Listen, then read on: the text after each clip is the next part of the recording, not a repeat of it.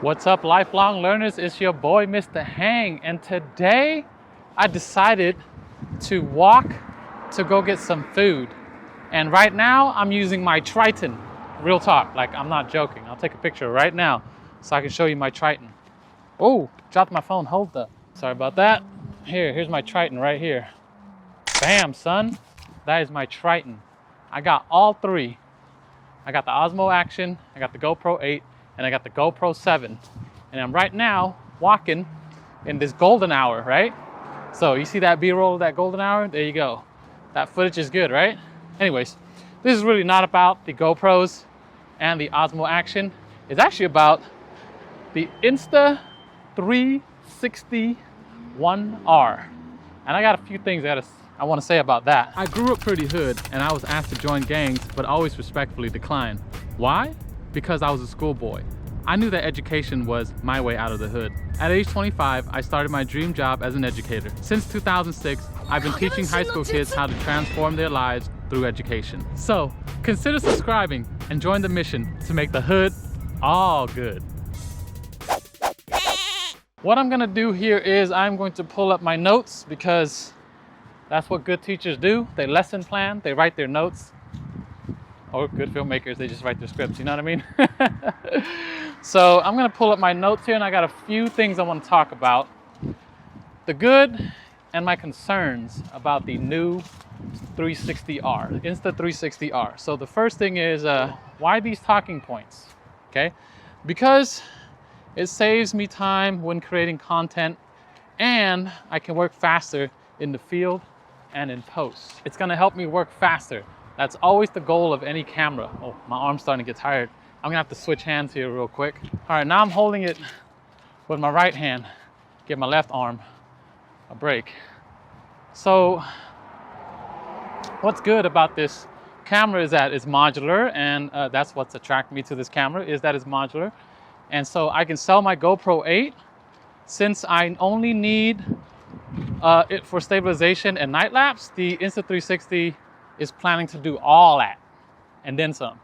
So star trails and stuff like that, you can see it in their Insta360 1R video that was out.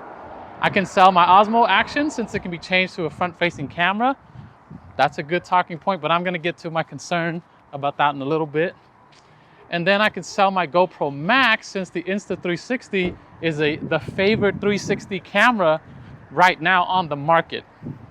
So I've never used an Insta360 camera, but I am curious about this particular camera. So I was thinking the Max, that'll be it, but then the Max, low light quality kind of, you know?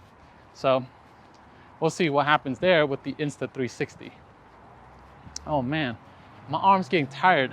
I'm going to rest this real quick on someone's thingamabobber here. All right, so I'm gonna talk to you guys for a little bit because give my arm a break and I'm getting kind of tired because, you know, I'm old like that. Okay, so something else I wanted to talk about was color science.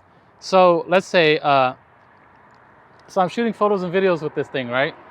The Insta360 1R, or yeah, that's right, the Insta360 1R. What I can do is save myself a lot of time without having to do a lot of color matching, you know what I mean? Like if the color science is all consistent, you can just I can just use one camera to basically shoot 360 video and then shoot with the front facing camera and then back facing camera and then back to, you know what I mean? Like you just keep switching over and over and over again. But I'll get to my concern about that in a little bit. But yeah, that color science, it should be a time saver because all you gotta do is correct the exposure. You don't have to worry about the hue, saturation, sharpness, etc., etc., etc. What movie was that from? My major concern is this. I got a lot of battery questions. One, with the smaller battery, how long will it last on a full charge? Two, can it keep up with my heavy use during a long day vlog? You know, like what I'm doing right now, but like all day long. Can I charge via power bank, and does that affect the waterproofing? So I'm assuming it probably will, because every single one of these cameras, once you take out the little compartment door, you expose all the stuff and then you're pretty much not waterproof anymore. And the last question, will charging via battery bank create audio delay like the GoPro 7? That was a pain. I was like, why is there lag in my audio? Come to find out, there is a known issue, and I don't know if it's even fixed because I haven't heard anything about it. So GoPro, if you're watching, what is cracking, yo? My arm is not as tired anymore, so I'm gonna take you guys along with me here. And the next thing I want to talk about is the filing system. I'm just going to read my notes here. The filing system and how the footage can be offloaded to my computer and organized by date. Now, I have a certain camcorder that will organize every folder for me by date. And the GoPro also does that, but you have to use the GoPro app. So here are a few things I want to talk about. The GoPro has the best organizational strategy to date via the desktop app imports. Hello. But their long file naming convention is crap. If you've worked with long takes and then short takes with the GoPro, you know exactly what I'm talking about. It's so annoying the way they just break up their file name. It's just, change it. Just change it, GoPro, just change it. All right, the next thing. Okay, the DJI Osmo Action is good, but I have to create and organize the folder myself. And sometimes I don't have the patience or the time to do that. Exactly why I like to use both the GoPro and the Osmo Action.